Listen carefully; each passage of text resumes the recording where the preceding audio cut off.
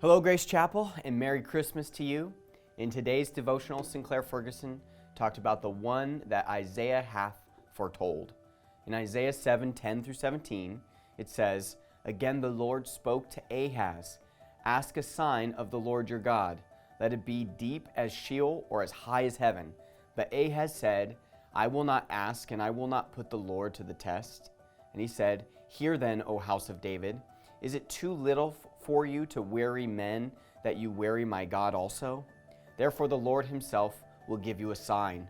Behold, the virgin shall conceive and bear a son, and shall call his name Emmanuel. He shall eat curds and honey when he knows how to refuse the evil and choose the good.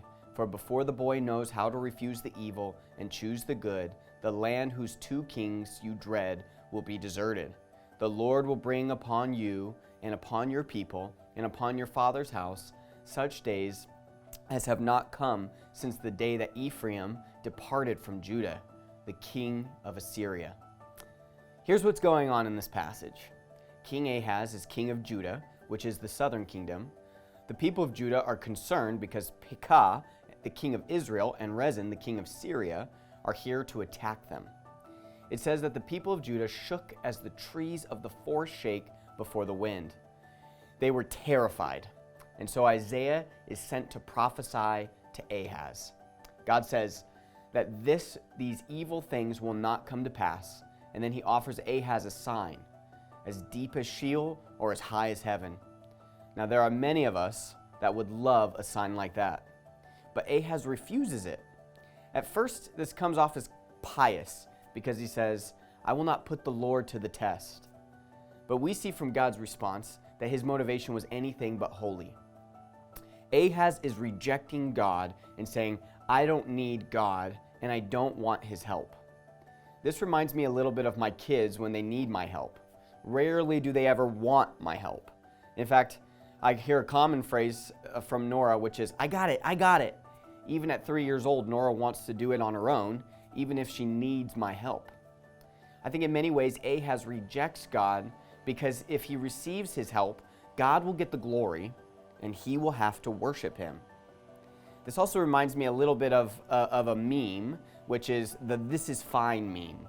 In this meme, you see the dog is sitting in a house and there's fire all around, and he just sits there drinking his coffee saying, "This is fine, it's fine." Because of Ahaz's pride and rejection, God promises judgment on them, and it will be far worse than anything they have experienced. Even worse than when Ephraim or Israel left Judah when they first separated. Now it's at this point that you may be wondering, how can this possibly be a Christmas devotional? In that same passage, Isaiah says that there will be a sign anyway. Even though Ahaz is rejecting it, there will be a sign anyway. This sign is to be Emmanuel, God with us, born of a virgin.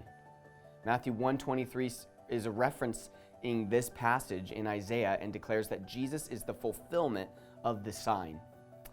I think the spiritual implication is significant. We are Ahaz. Even with the fire all around us, we tend to say, "We're fine." But God, in his mercy, sent us a sign anyways.